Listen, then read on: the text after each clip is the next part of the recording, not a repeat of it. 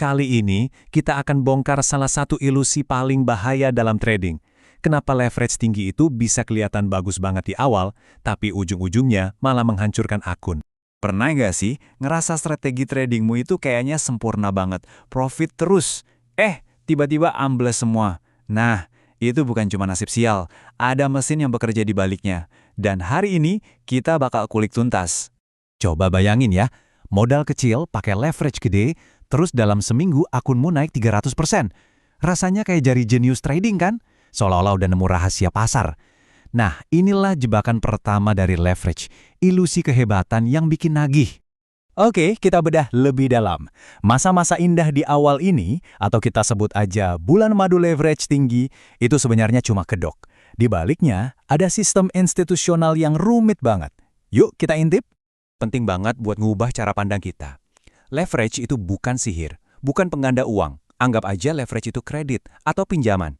Jadi pas Anda pakai leverage 100:1, itu bukan berarti modal Anda jadi 100 kali lipat. Enggak. Artinya Anda pinjam 99 kali dari modal Anda. Emang sih daya beli jadi gede banget, tapi jangan lupa, risikonya juga ikut meledak dengan skala yang sama persis. Terus yang ngasih pinjaman ini siapa? Jawabannya, prime broker. Mereka ini institusi keuangan raksasa yang jadi pusat kredit buat banyak pihak. Berkat mereka, pemain yang lebih kecil kayak hedge fund, atau bahkan kita, trader retail, bisa ikut main di pasar dengan likuiditas yang dalam banget. Lihat deh, jalur kredit dari prime broker inilah yang ngasih kita akses ke seluruh pasar forex global 24 jam sehari, 5 hari seminggu. Tanpa mereka, pasar yang tersebar di mana-mana ini bakal susah banget diakses.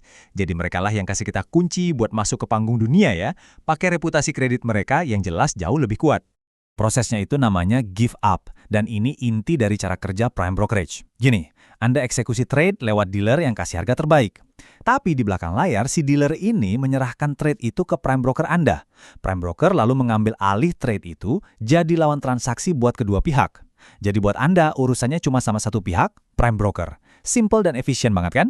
Tentu aja, kekuatan sebesar ini ada harganya. Dan harga yang harus kita bayar untuk bisa pakai kredit raksasa ini namanya margin. Yuk kita lihat lebih dekat. Nah, ada 3 jenis margin yang wajib banget kita tahu. Pertama, initial margin. Ini kayak uang jaminan di depan. Kedua, variation margin. Ini penyesuaian harian, tergantung posisi Anda lagi untung atau rugi.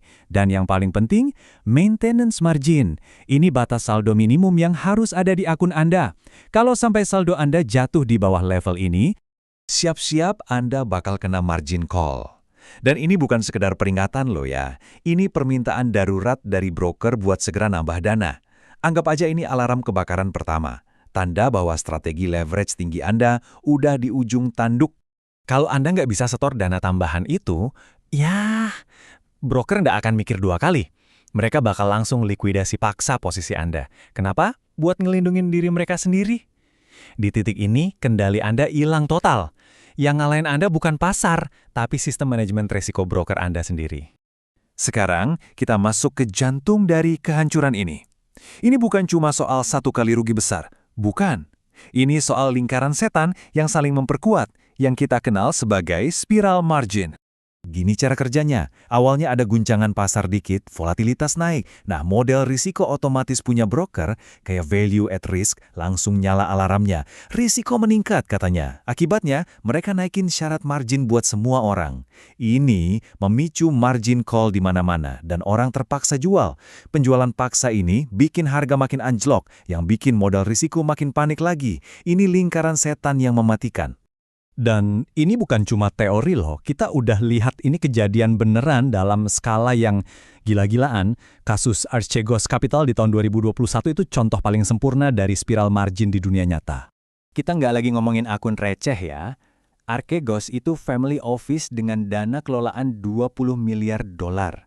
20 miliar dolar. Coba bayangin.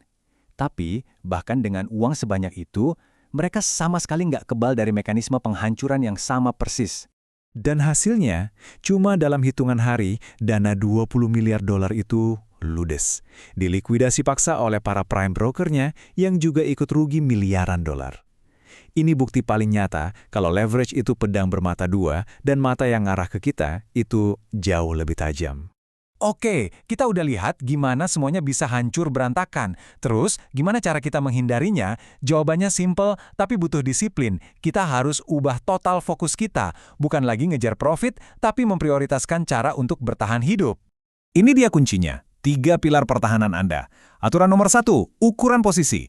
Jangan pernah, sekali lagi, jangan pernah risikokan lebih dari 1-2% modal Anda di satu trade. Aturan nomor 2, gunakan leverage secara rasional. Turunin leverage, apalagi pas pasar lagi nggak jelas. Dan aturan nomor 3, yang paling sering dilupain, pahami risiko non-linear. Ingat ini baik-baik, rugi 50% itu butuh profit 100% cuma buat balik modal. Bukan 50% tapi 100%. Matematikanya brutal. Perubahan pola pikirnya itu kelihatan jelas di sini. Trader amatir nanyanya, berapa banyak ya untungnya? Tapi trader profesional, mereka nanya, berapa banyak ya ruginya yang sanggup saya tanggung kalau salah? Fokusnya beda banget. Bukan lagi soal prediksi masa depan, tapi soal mengelola skenario terburuk. Jadi sebagai penutup, saya mau tinggalin satu pertanyaan buat Anda renungkan. Coba lihat lagi cara Anda trading. Leverage yang Anda pakai itu beneran jadi alat buat tumbuh atau malah jadi pemicu buat kehancuran diri sendiri? Jawab dengan jujur ya, karena ngerti bedanya dua hal itu adalah kunci buat bisa bertahan lama di pasar.